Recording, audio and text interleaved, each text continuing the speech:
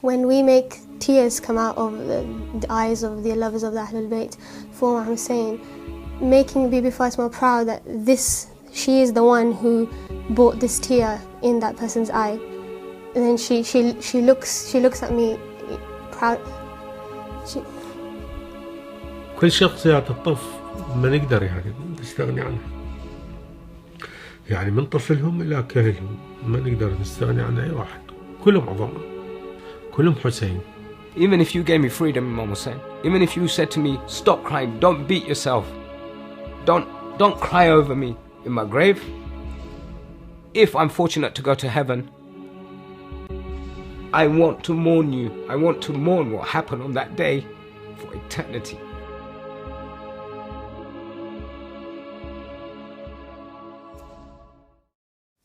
My name is Adiya Hashim. Assalamu alaikum, my name is Sanya Fatima Hashim. Salam, my name is Imam Hashim, and we are the Hashim sisters. We've been reciting Nahas for a very, very long time, and alhamdulillah, we released our first album in the year 2006 and have continued the service till date and inshallah forever. O flag bearer of Karbala, O fulfiller of a prayer, you are the door to our wishes. O remover of distress from Hussain, remove my distress by your brother Hussain.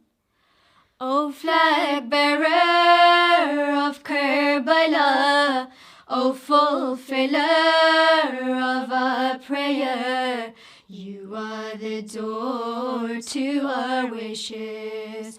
You are the door to our wishes. Why are you worried? Why are you scared? Do you not know of His promise to rid you from all your troubles, keeping you safe from world's trials? Abbas, you will come to my help. This is my faith, what I have felt. O flag bearer of Karbala, O fulfiller of our prayer, you are the door to our wishes.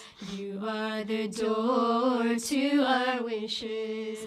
You are the pure guide in distress. Through you our hopes we can address. Holding on to your holy shrine, we do not sense the passing of time. Abbas, we call, hear our cries, standing beneath Karbala skies. O flag bearer of Karbala, O fulfiller of our prayer, you are the door to our wishes.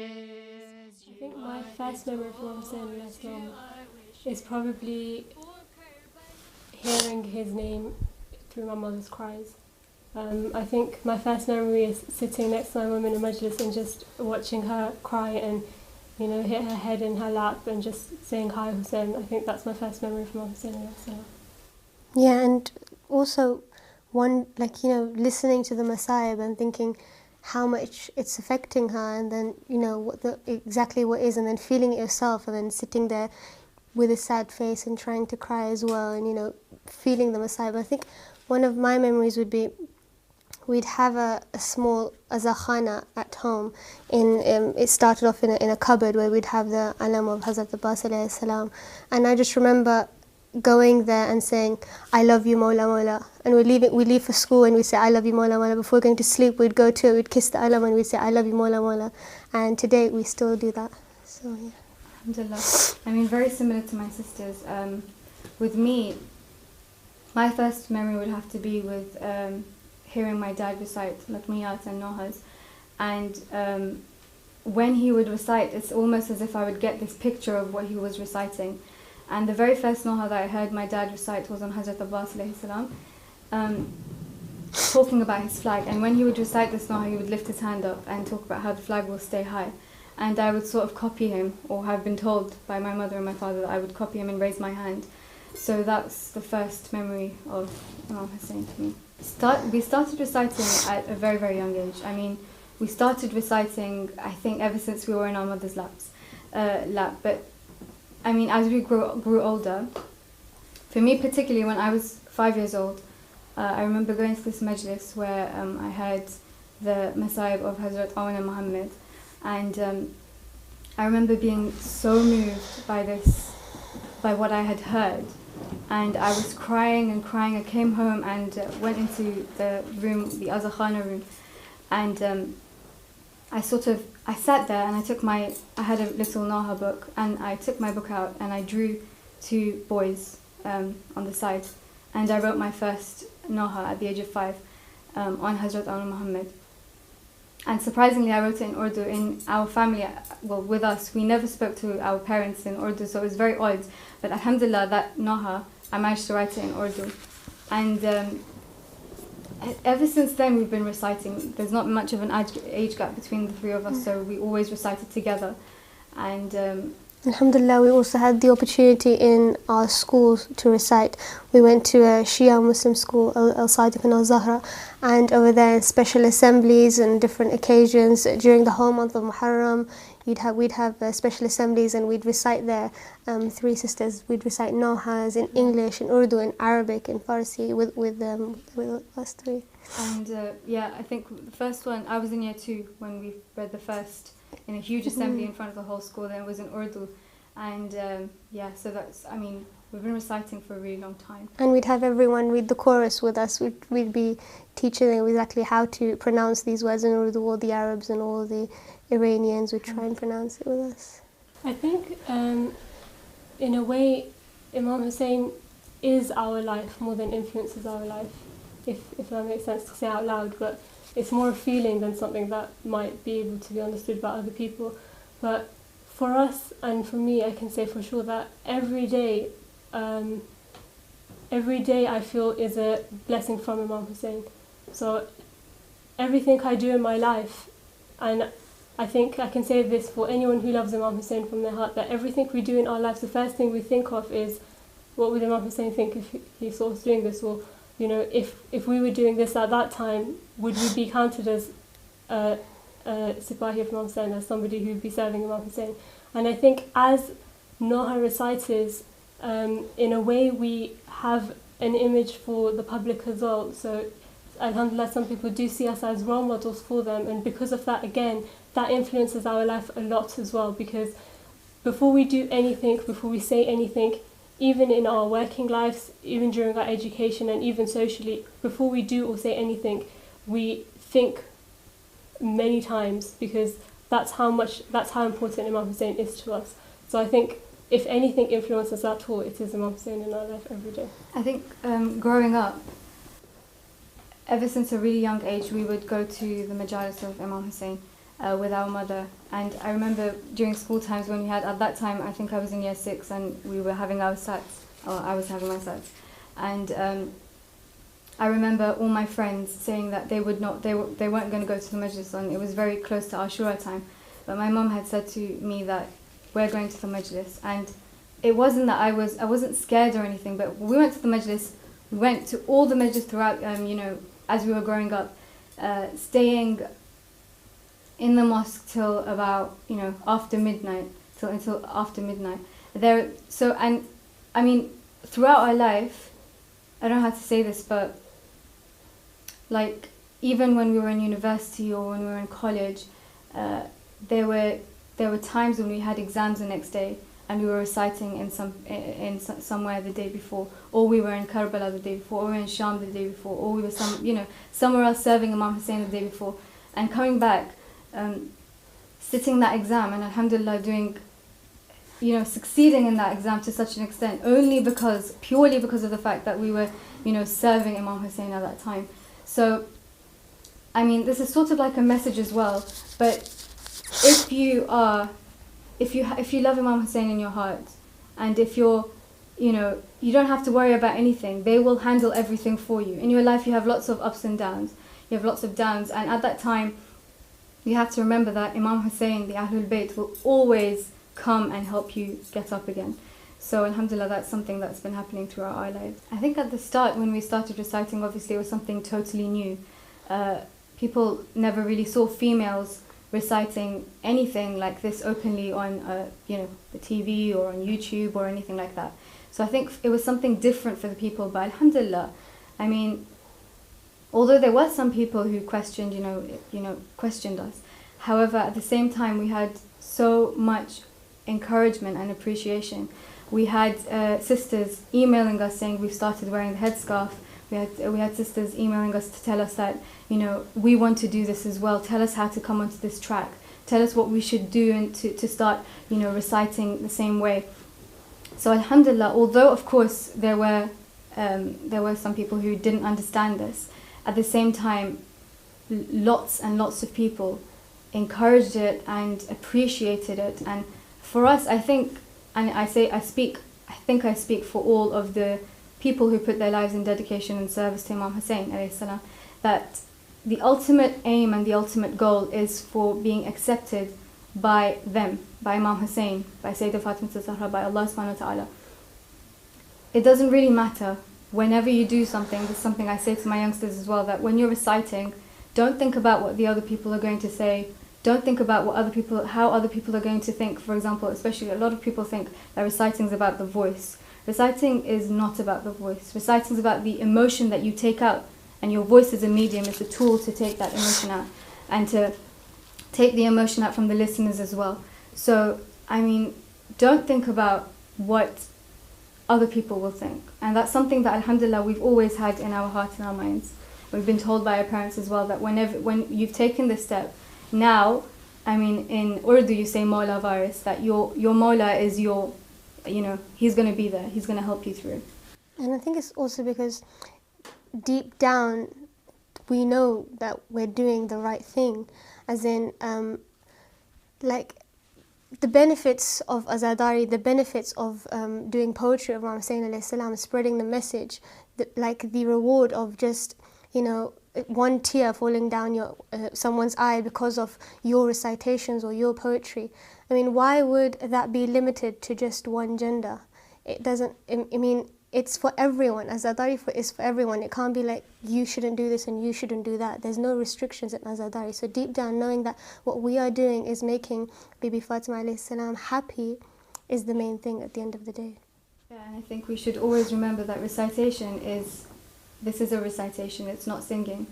And it's, like Sanya mentioned, it's Azadari. We're doing this for Imam Hussain, nothing else. When we make tears come out of the eyes of the lovers of the Ahlul Bayt for Imam Hussain, making Bibi Fatima proud that she is the one who brought this tear in that person's eye. And then she looks at me proud. To say that this, because of her, this tear came out for my son, and the Day of Judgment as well, recognizing me and saying, because of her, this person cried for my son, and just.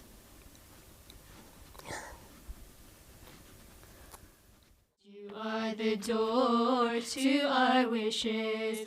For Karbala you grew every day, and on Ashura you did obey. Oh thirst, children would cry, waiting like this, they would just die. Abbas, go and get them water. This was the wish of Hussein's young daughter. O flag bearer of Karbala, O fulfiller of our prayer, you are the door to our wishes. You are the door to our wishes. You march towards Euphrates River. The enemies would watch and shiver. With Hussein's flag and a water flask, you promised death to every attack. Abbas, in the water you'd see reflections of Sakina thirsty. O flag bearer of Karbala, O fulfiller of our prayer, you are the door to our wishes. You are the door to our wishes. Your arms, Hussain, could only see. Oh, arms, where will my brother be? Where are you, Abbas, my dear? You called my master, I lie here. Abbas, a wish, call me by my name. Your last words were, my brother Hussain. O flag bearer of Karbala, O fulfiller of our prayer, you are the door to our wishes. You are the door to our wishes. You are the door to our wishes. Sparing your eyes and head wounded. Sparing your eyes and head wounded. For you, tears of blood we do shed. In you we can all see. In you we can all see our hope, Abul Faz, our strength, Abul Faz, our lives, Abul Faz. The word miracle means something so different to so many people. Some people see a miracle as walking on water or flying, but as in I think feeling that something's a miracle is a personal thing to you. So something very small to you might seem like a miracle from Imam Hussain, but if somebody else was to hear it, they'd say that's not a miracle, sort of thing. But I think a lot of things that you feel are so impossible and then happen, and you know that there's no way it would have happened if it wasn't Imam Hussein's hand that did it, or Hazrat Abbas's hand that did it. It's those small things that you know that it's a miracle to you. And I think, of course, we have been to Karbala and we have been to Sham, alhamdulillah, and we have witnessed bigger miracles, you can say, where people have, we've seen people with broken limbs and just literally disformed bodies, and then we've seen the same, like with our own eyes, the same person the next day walking around, and people running after them and trying to get even one piece off their clothes because they know the barakat of it. We have seen things like that, and it changes your life. It really does, because it's not that you didn't believe it wasn't possible before you saw it. It's just seeing it makes you feel that now I can say I saw it. So for you, you believed it before, but now you can tell people that actually people don't just say I saw it with my own eyes. And I feel like personally we've seen alhamdulillah miracles in Karbala and Sham, but I think during my life as well, I know that a lot of things in my life are miracles from Imam Hussain and Hazrat Abbas. This is something that I think we experienced in the year 2010 when we went to Karbala for the first 10 days. And it was the 7th of Muharram, and we went to the Khaymaga. And when we were there,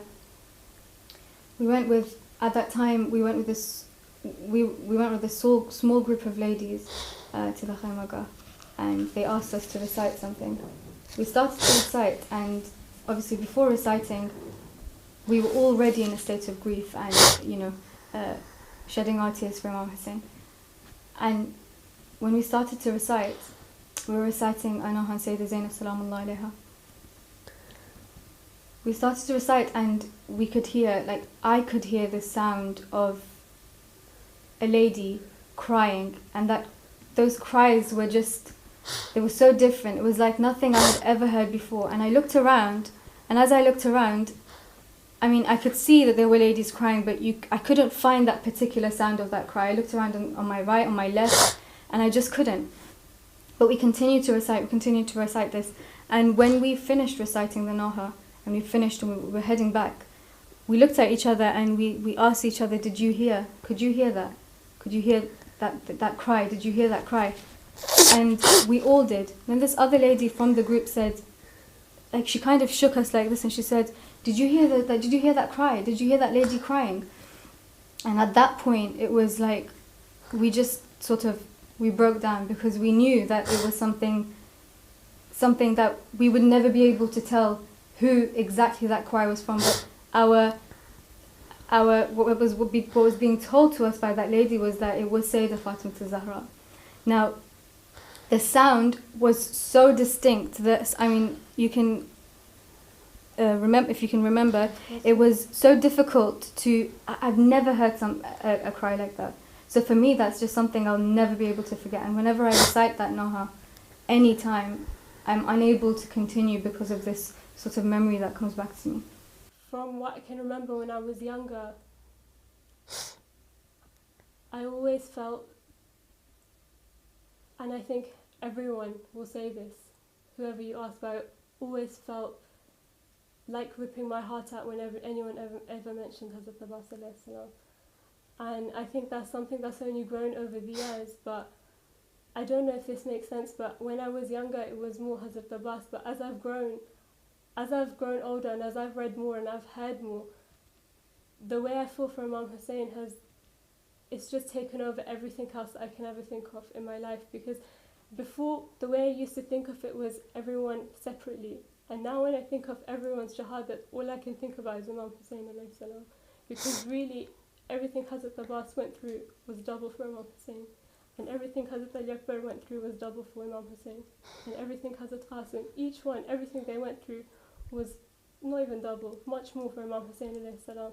And I think my connection now is strongest with Imam Hussain alayhi salam, and to the extent that everything I do, really, it sounds like something people just say, but really, really, truly speaking, everything I do, if not before then, after I've done it, I think, or before I do it, I think, no, I'm going to do it this way.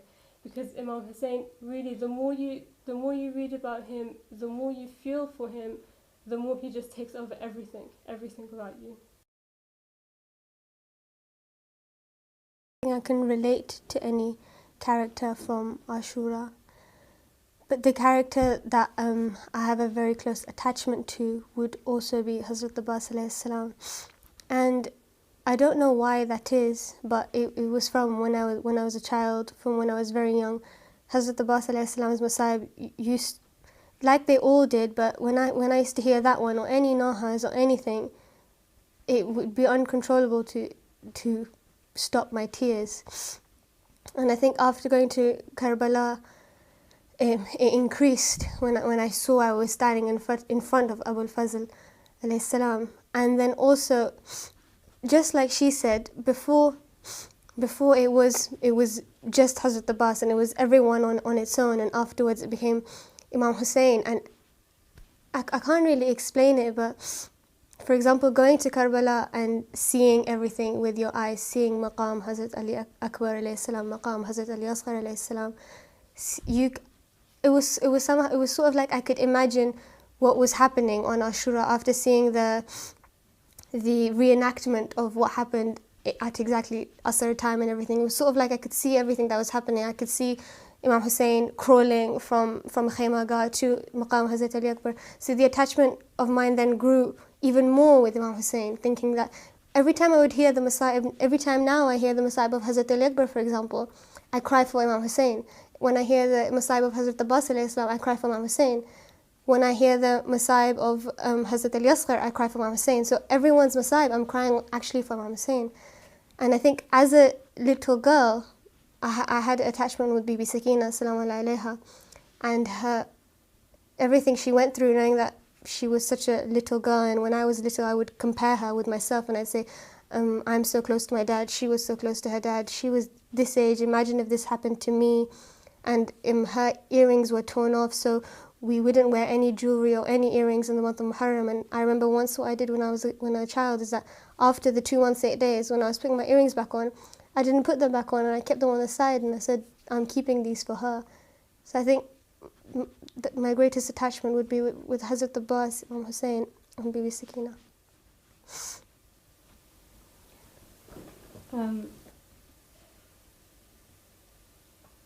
Every Shuhada from Karbala has their own status. But again, if you were to ask me who has, when you hear their name, like who are you most attached to? Again, with all of them. But for me, like Sani and Nadia, Hazrat Abbas has a place that in my heart that I don't think I can't explain this feeling for Hazrat Abbas that I have. I remember when I was about 14 years old, there was one night when we were waiting for somebody to pick us up to go to a majlis for Hazrat Abbas, and in that majlis they would raise the alams of Hazrat Abbas, about 7 of them in in a row, and it would come round from the men into the ladies' side. And I used to wait for this majlis just so that I could see those alams and feel like it was almost as if that he was present there in this majlis.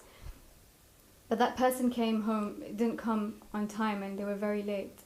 And I remember crying so much just because I couldn't go to that majlis, and I went and I sat down in a corner, and it, like that time when I sat down in that corner, it sort of became a majlis in itself, because my sisters joined me and my mum came and we started having our own majlis over there. But yes, Hazrat Abbas, I think for me, knowing that Hazrat Abbas was so strong, and he had all the power and he had all the ability to finish Karbala off, but just because it was the order of Imam Hussain, the Imam of the time, not to fight at that time, he didn't do that. And for us as people, we are also living in a time where our Imam is present. We should always be thinking about how we can please our Imam of this time. How our actions will impact the Imam, how he will feel if we do something. So I always used to, that's just something that I had with Hazrat Abbas. And also as a child and as a female, I have a particular attachment towards Sayyidah Zainab Salaamullah Alayha and Sayyidah Ruqayya Bibi Sakina Salaamullah Alayha.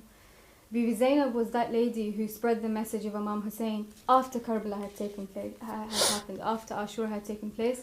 She was the one who took charge of saving Islam. She's the one who spread the message wherever she went. She made sure to do this.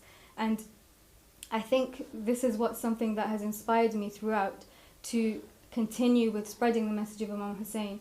Sayyidah Zainab's always in my mind, and inshallah, I have made my niyyah after going to Sayyidah Zainab Salaamullah Alayha's shrine that I will never stop doing this. Inshallah, I will always continue to spread the message of Imam Hussain in Karbala. Rather than molding Azadari, Nahakhani, Majalis and everything around our daily lives, we mold our lives according to that. So we need to go to Majlis, we need to go to Ziyarah, we need to go here, we need to go there, we need to do this service. We will sort our lives out accordingly. We won't sort that out according to our lives. That is our first priority. So if we do have an exam in the week coming, that doesn't, and the Arba'in is the week before, we will still try our level best to make that intention, and if Mawla calls us, then he will, to go to Ziyarah. And there, for example, there was a time where we had exams the next day after Arba'in. We were in Sham on the day of Arba'in. And I remember on the way back in the plane, I had my laptop when I was doing my coursework. It was due on that exact same day. But I wouldn't cancel that trip just because of that. I'm going to mold this around what really matters, not mold that according to what suits my daily life and my daily errands. So I think that's a great influence that it has on our lives. My life revolves around Imam Hussain. It revolves around Ashura. It revolves around Karbala. It revolves around his sacrifice. Everything I do. There are times when I'm sitting in the train and I'll get this idea to write. I'll start writing something. I'll put my tune onto it, and I'll just forget everything else at that time that was probably going through my mind just a few seconds before I started writing or composing my my tunes and my ideas together. If you ever come to our house, you'll just hear recitations all over our house, because that's what happens. My father is a reciter, my mother is a reciter, and alhamdulillah, our family, grandparents, uncles, aunts, everybody, either they give lectures or they recite. And that's what our life has been since we've been children. This is what we've been sort of growing up in, and that's continuing till this day. On a daily basis, the influence of Imam Hussain is such that I never actually think, how is Imam Hussain influencing my life? Because I know that everything I do relates back to Imam Hussain. Like my sisters have just been mentioning, that before doing anything, before making any decision, before making any commitments in life, we think about Imam Hussain alayhi salam, we think about the Ahlebait alayhi salam, and we think about whether our decisions and actions will sort of go along with what we claim to be. Calling ourselves the Shia of Imam Ali, calling ourselves the reciters, the zakirs of Imam Hussain alayhi salam, is what we do. If what I'm doing, does that really go along with that? Or is that just making somebody, is that making the Shia or the zakir of Imam Hussain be let down? So I really have to think about it all the time. But now it's become such that it's almost automatic, that you know what you have to do, you know what you can do, you know what you should be doing. Apart from this, alhamdulillah, I'm a teacher at Al-Sadiq al-Zahra school. I've just started, so I'm now able to instill the love of Imam Hussain in the younger generation, and that's again now on a daily basis, teaching them things like what we've learned about sending our salams to Imam at the start of the day, at the end of the day. This is how we start our day off every single day in school. So alhamdulillah, it's like life is Imam Hussain. Imam Hussain is our life. He's just always